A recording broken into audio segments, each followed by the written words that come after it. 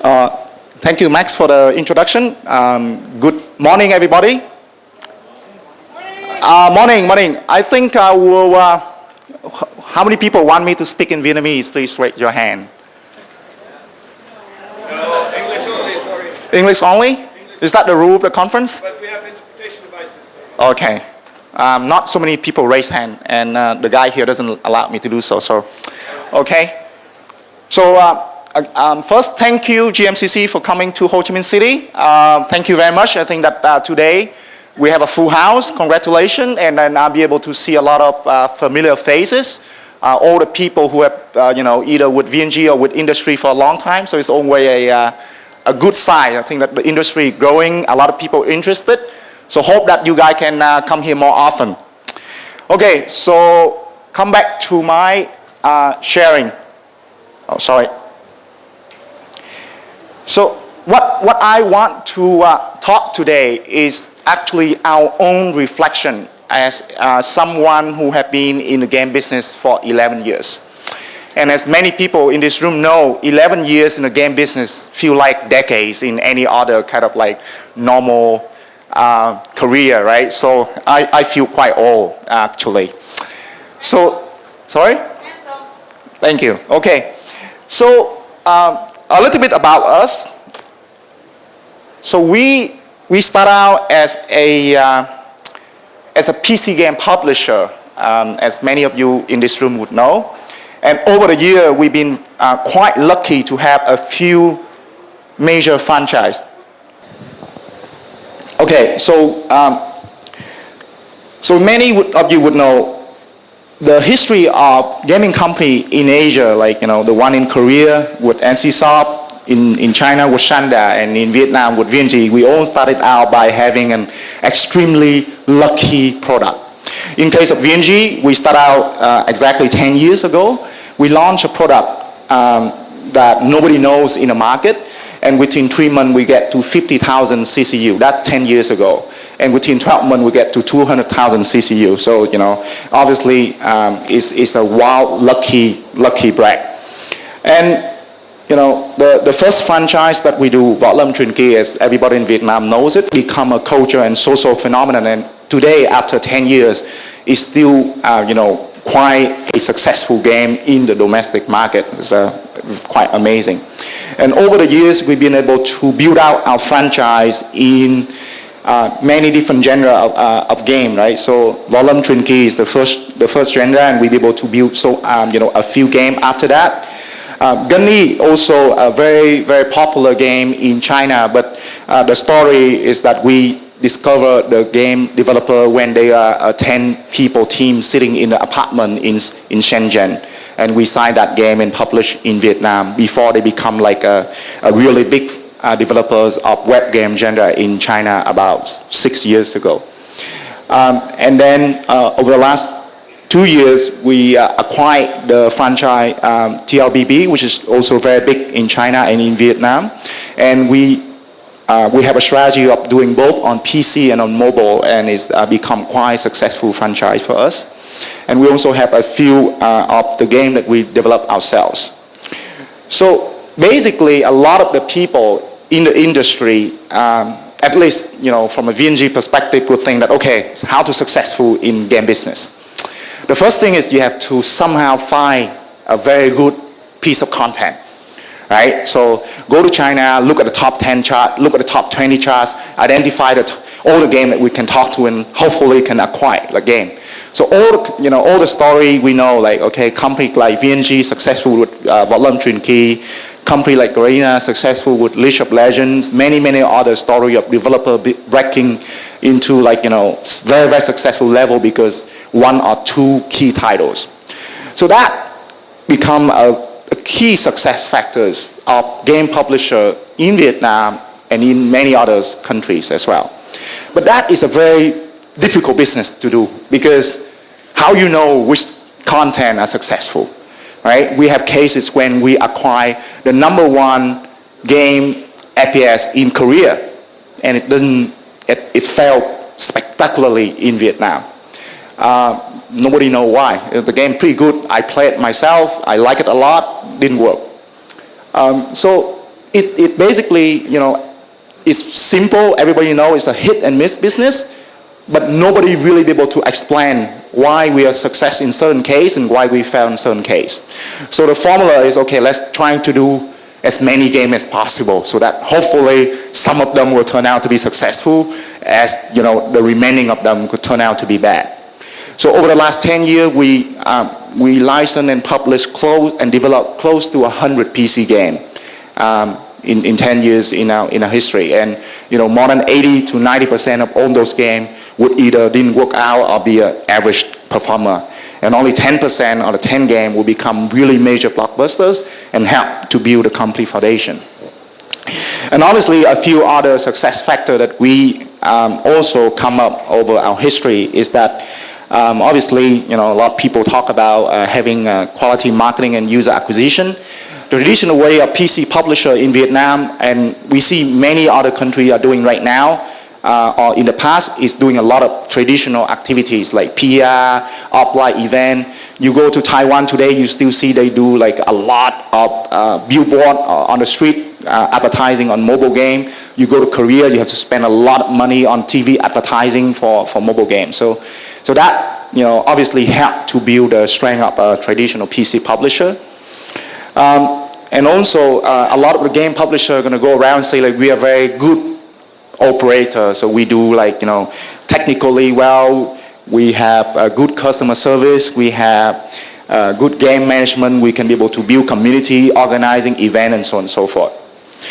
The last piece is something that not a lot of game publishers did because it's actually quite hard to do. VNG, we believe in this and we invest a lot in our early days, and it become our key competitive advantage in the local market with what we call key infrastructures. So starting with the payment system. So we built arguably the best payment system for PC game over the last 10 years. And that helped a lot with our PC game business. We build our own data centers. We actually, I think that we actually the #1 data center operators in Vietnam. And we build our own game room software. So like, it's an ERP system for game room, and we distribute it to nearly 30,000 game rooms in Vietnam. So that is our formula to success in the PC game area. And we enjoy ourselves for about 8 years, and feeling happy, and okay, let's launch a new game, and all the game, most of the game work out as expected, and there's nothing really kind of like trouble me much in terms of sleeping, until the market changed, of course. And what you see over the last 2 to 3 years is that the change has happened very, very fast. And and this is some of the thing that we observe. Obviously, everybody knows major shift from PC to mobile. Especially for those people who doing PC and also mobile, and you see this very, very clearly. We have product, apart from game, we also do like other media product like Zing Music and news and what have you. And then we've seen that now 70% of the users are coming from mobile. So shipping of time means shipping of money as well. The second part, and even though we want to have the notion of Vietnam is one of the few markets in Southeast Asia where the government still protect us, but in reality, what the trend you see is the market is wide open for competition from the whole global market and regional market because of mobile. So everybody can publish a mobile game. Yes, you may or may not be able to connect to a local payment system. Actually, a lot of smart publishers know how to connect to a local payment system without a need of government approval. And then actually, even though the government trying to put regulation around it, but the long-term trend that you cannot, because simply mobile smartphone make the whole boundary become less and less relevant, right? The third thing is that over the last 2 or 3 years, Facebook and Google and other ad network, but Facebook and Google predominantly become a very large and efficient channel for user acquisition. So now everybody can have access to the best user acquisition channel that can be built. Before, only a few large publishers who be able to build it themselves, like us. Now, everybody can do the thing that we can do, right? I mean, just a matter of like who spend the money smarter. And then the last thing is that in the PC time, every year we may have, like PC client time, every year we may have 20 to 30 games launched. This year in Vietnam, we may have 300 games launched, like across PC client, web game, and mobile games. So a huge increase of content. So in the past, when we launch a game and we say, oh, 50,000 CCU, so bad, I don't care. Now we say 50,000 CCU only in the dream, right? It's very difficult because so many choice, so many content for user to really have. So these are the external forces that happen upon player like us, right? So all of a sudden we say like, oh my God, all this change, what does that mean to us? And then what happened is also there's certain internal challenges we see as well, right? So number one, I said already in the finding content. There's so many content right now.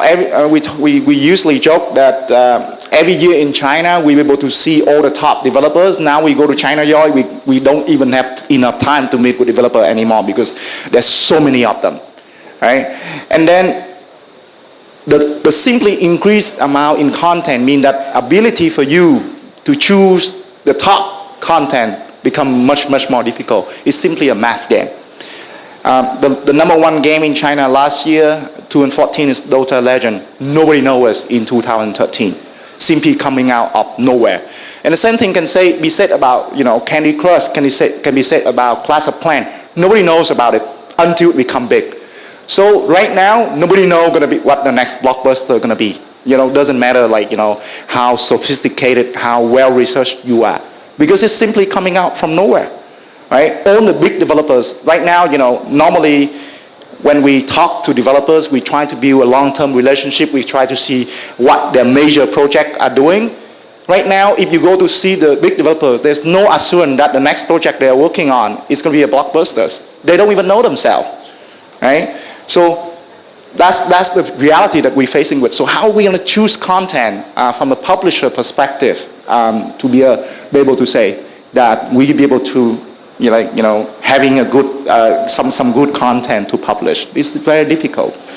And even, we do a little research. Even we have maybe in Vietnam 300 games, in China maybe 6,000 mobile games per year. The top 50 games comprise more than 80% of the whole revenue of the entire market, which means that the remaining 5,950 games doesn't make a lot of money much. And it's simply very difficult to identify. So we call it a problem of needle in a haystack, how we're going to identify. The second challenge is that, and I put up on this point already, a lot of the things that we consider our competitive advantage in the past become totally irrelevant in the mobile age. So we used to have a very strong payment system on PC. In mobile, people use and behave very differently. And we try a lot of ways to push, we think, we have a lot of PC users, right? And they used to use our own payment system in PC. When they play mobile game, they must be very used to that pack. We try a lot of ways to pushing them. But we found out that people will not change their behavior, right? They behave very differently. So that's one example. Second example is we have 150 customer service team we consider one of the best in Vietnam. Over the last 10 years, we built a very sophisticated kind of a PC system to help serving millions and millions of users, just the same 150 people. Every month we have about 300,000 customer query that we be able to answer through our customer service platform. On mobile age, that doesn't matter. People will not bother to call you. People will not bother to come to your office to complain. A few people, yes, but for most of the people, they play the game, they don't like what they have, they simply stop playing the game. They don't bother calling customer service. And then a lot of our traditional PR and big offline event, we used to organize 10,000 event, a 10,000 people event for our game. also doesn't really matter in mobile age that much. But the most important thing that we face ourselves is the question of why developers going to need publisher at all. Because if you think about it, right, what is important in, what is the role of the publisher? Number one, bringing users. Now, everybody can use Facebook and Google and, advertising acquisition to just buy users. That's become increasingly a commodity skill. It's not something that you can proudly say that, hey, I have a 10% higher chance of buying user compared to the next people on the next table. It's commodity. And that's because Google, Facebook, and all the ad network, what have you, increasingly built a system in a way that very easy for people to pay money and get user. That's their main business. They're going to do it. So the role of you to acquire user become less important and less differentiated. Everybody can do it. And if you look at, right, so that's number one. Number two, payment. If they publish using official App Store payment, they don't care. I mean, okay, if user have credit card, then fine. If they don't have credit card, okay, I don't care. And even some of the small publisher or some of the publisher in Vietnam, we used to think, okay, maybe our advantage is the local payment system, right? So that's something that we have. But what if the local payment system over the next 2 or 3 years become commodity as well? Everybody can connect to it. What if Google and Apple connect with carrier billing, right? So, and offer that to all the games and the app out there? That, that's one more reason why developer will not need us. So increasingly, you see the trend in mobile age is that developer gonna do the publishing themselves and go directly to the consumer. Right? The role of the publisher becoming increasingly less important or maybe irrelevant in the publishing time. So we basically asking ourselves the question of whether we're gonna be around in the business for the next 5 years. Because if mobile developers, they're gonna directly come to the market, they don't need us. And that already happened. Right? So NetEase, just give an example. So NetEase having a very successful mobile game in China. And they talk to us. They say, we're going to do Southeast Asia ourselves to see what happens. We're going to do it. All the big publishers internationally, the Candy Crush of the world, the Clash of Clans of the world, they don't need people like us. Right? They're going to just, I'm going to publish a global game. And if I make maybe less money from Vietnam, it's okay. Because that will be my strategy, right? You look at the top chart, all the Vietnamese publishers are proud right now, but all the top game that people in Vietnam playing are international game. Tomcat, like the stupid cat that, a lot of kids, I mean, they've been in the top chart for the last 2 years. They keep playing it. And my kid keep asking me to money for them to buy the gift for the cat, the cat. They don't need publisher like VNG. So really, I mean, if you think about the business model, in the past, we go buy game, we go, do marketing and buy user, and hopefully we make some profit in the middle. Increasingly, that gonna be gone. That gonna be gone, and that's why actually, a reality that many publishers in this room don't want to say, even though we are very excited about mobile game, a lot of user, a lot of growth. How many people really making good money and really have a strong future foundation for business? Not a lot. And we still kind of like, we do this mobile publishing. We don't seem to really make a lot of money. And we see that the cost of content rising and the cost of user acquisition rising. What we're going to do? So that is something that make us start to losing sleep a lot as well. And we're trying to come up with our answers. And, I'm not saying that our answer is perfect, but we're trying to come up with an answer nevertheless, because that's in business, that's what you're trying to do, right? So this is VNG answer. So what we do, we look at content and we say, like, we have to balance between publishing and developing basically first-party and third-party content. So luckily, we have been investing in our development capability over the last 7 years. So this year, our self-developed content start to become material in our game portfolio. Maybe, hopefully, by the end of the year, it's going to reach about 25% of our game revenues. And also we still, the old model, we still have to cling into the old model, like you have a lifeline, you have to cling to it until it go out. So we're still trying to build franchise with major franchise, with developers from China, from Korea, and hopefully with other developers in the region. But now we're looking at building franchise in mobile age a lot differently on PC. So one of the things that we're trying to do is we look across a lot of media platform, videos. In China now this trend very clear, but in this part of the world, videos are only possible way for you to build franchise. Okay. So the second part is payment. What we are doing right now, we are scraping the whole payment system for PC, and we're rebuilding a payment system for mobile phone from zero, from scratch.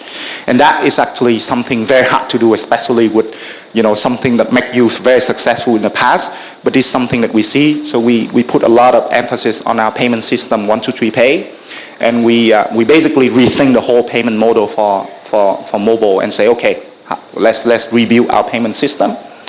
Obviously, operation is something still important, but what we invest in a lot right now is analytics. We think that with our scale and sophistication, VNG is one of the most sophisticated analytic player in Vietnam. And we hope we continue to invest in it.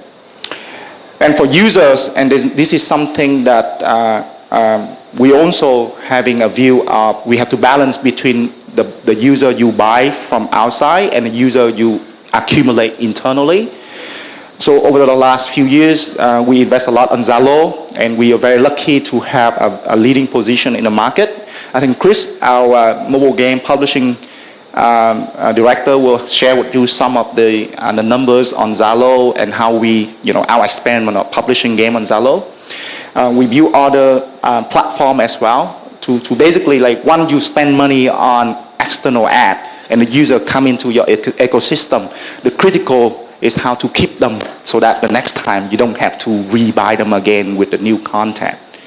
So this is basically what we think and what we're doing, and hopefully the result is going to be good, and I can share with you in the next kind of next time we met how we're doing with this model of thinking.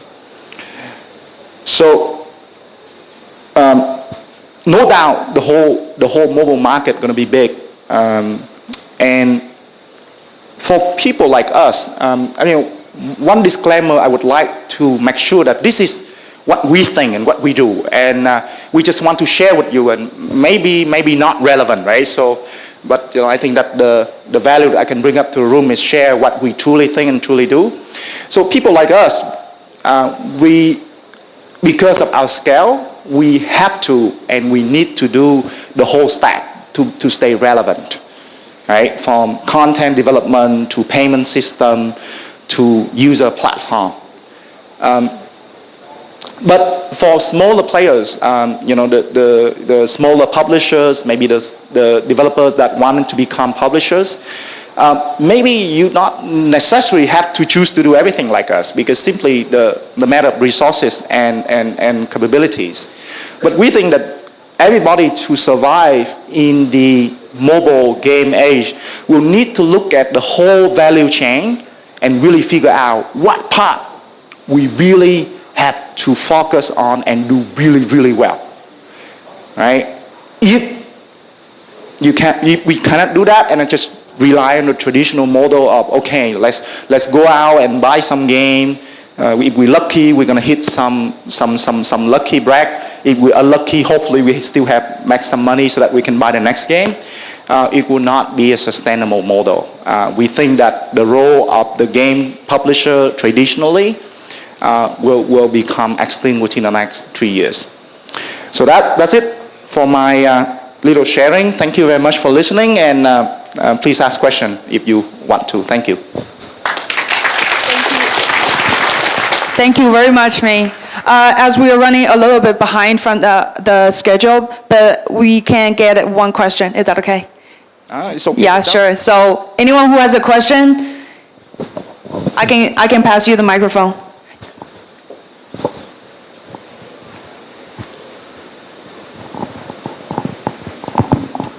Do you have any plan to be public?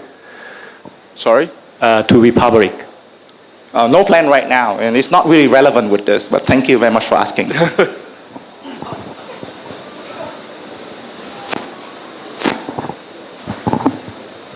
Yes? That's it? That's a short question, but anyone has one more? Any questions? I guess because the VNG has a booth, the big booth there. If you have any questions, feel free to go to their booth or just, chase Main or, and for more questions. Yeah? Thank you very much. Thank you very much. Thank you, Main.